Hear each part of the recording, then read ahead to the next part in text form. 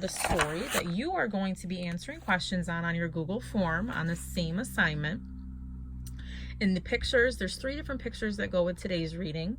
It is called Sacagawea's Journey into History, and this was written by Jeanette Cannon. And I want you to very, very closely pay attention to today's story. It is a story that is nonfiction. It is a little bit lengthier than the past couple stories that we've read, and it's also on the last page. It's going to give you a timeline. Boys and girls, a timeline, if you're not familiar with it, is going to show you different events in order of when and how they happened. All right. You may have seen this gold-colored dollar coin. It shows the face of a young Native American woman carrying a baby on her back. She is one of the only women on a U.S. legal coin. So who was she? Sacagawea was a Shoshone Indian born at the end of the 1700s in an area now called Idaho. Her early life was difficult. Sometimes between 1799 and 1801, she was captured by a group of Hidatsa Indians and taken away from her people. She was only 12 years old. By age 16, she was married to a French fur trader named Toussaint Charbonneau, who lived with the Hidatsas. Her adventures were just beginning. In 1803, President Thomas Jefferson decided to map out the newly expanded nation. He sent Meriwether Lewis and William Clark on an expedition to explore the land. In May of 1804, the explorers began traveling on the Missouri River in canoes. One of their jobs was to take notes about what they saw. They drew pictures of plants and animals they saw. They made maps as they went along. They carried with them special tools to help them as they traveled. Everything was wrapped so water would not damage anything. In November of 1804, Lewis met Charbonneau and hired him as a translator. Sacagawea joined her husband on the expedition. Their baby was born soon after the journey began. Though Sacagawea was not a guide on the journey, she helped the travelers in many ways. One of Lewis and Clark's diary entries from May 14, 1805, tells how Sacagawea's calm bravery saved important objects and information from being lost forever. Now you'll see me go on to the next page, which you, like I said, you have on a different document on the same assignment. One day, a terrible storm caused Sacagawea's canoe to tip over. All the men were trying to get the canoe upright. Sacagawea calmly went into the water. Her baby was strapped to her back. She saved the notebooks and tools that would have floated away. Later that year, I see a couple of words here that show me some type of sequence. Now we're going later into this year. Later that year, the explorers came to Shoshone territory. Sacagawea helped them find a route through the mountains. She also helped them buy horses from her fellow Shoshone. A few months later, the group had their first look at the Pacific Ocean. Before beginning the return journey, the explorers built a camp to stay in over the winter. In May 1806, a few months after they had started their journey home, the travelers met a group of Nez Perce Indians. Sacagawea helped the two groups speak to each other.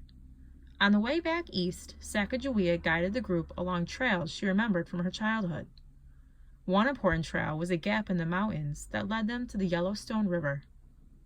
The journey ended for Sacagawea in August 1806.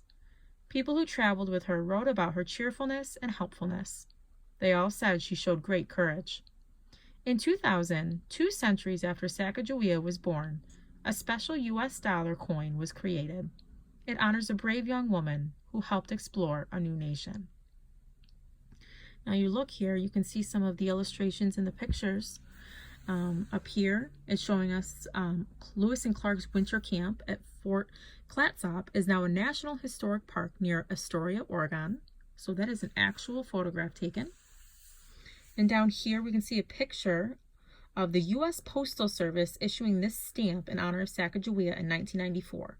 So this is an actual stamp, and this is the picture of Sacagawea and what she looked like. Now the last thing I want to show you, which you also have on your assignment, is the timeline of some events in the life of Sacagawea.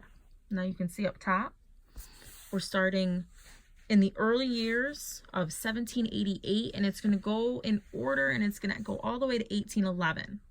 Okay. So 1788, we can see this is when Sacagawea was born. We can see a couple years go by, and Sacagawea is captured by Hidatsas. And then we can see the start of the Lewis and Clark expedition. November 1804, Sacagawea and her husband, Charbonneau, joined the Lewis and Clark expedition.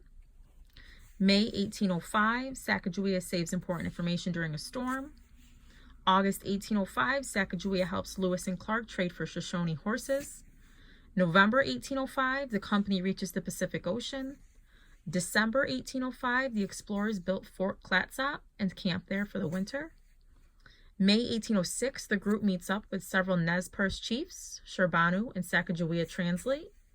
July 1806, Sacagawea and the group reach Yellowstone River. And lastly, March 1811, Sacagawea and Charbonneau moved to South Dakota. Now, boys and girls, this right here is going to be also very helpful if you are answering your short answer, especially, and they're asking for any type of events in order. This right here put a lot in order for you. All right, boys and girls, please remember, before I leave you here on this video, that please remember your paragraphs are numbered here on the side, on the left-hand side. Okay, they're numbered for you. Use them. You may get a question today that has to do with a specific paragraph number. Please don't just go into any paragraph. Don't guess. Please go back into the paragraph number they're talking about and find the information exactly from that paragraph. That is very helpful information that I want you to make sure you're using. All right, boys and girls. All of us third grade teachers will be on when you're doing this today. We'll be on the computers. We're ready to answer any questions you may have. I hope everything is going well. Please message us if you need help with anything.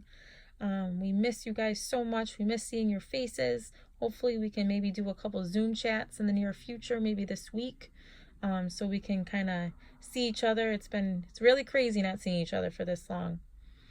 All right. Well, good luck. Have a good day, guys.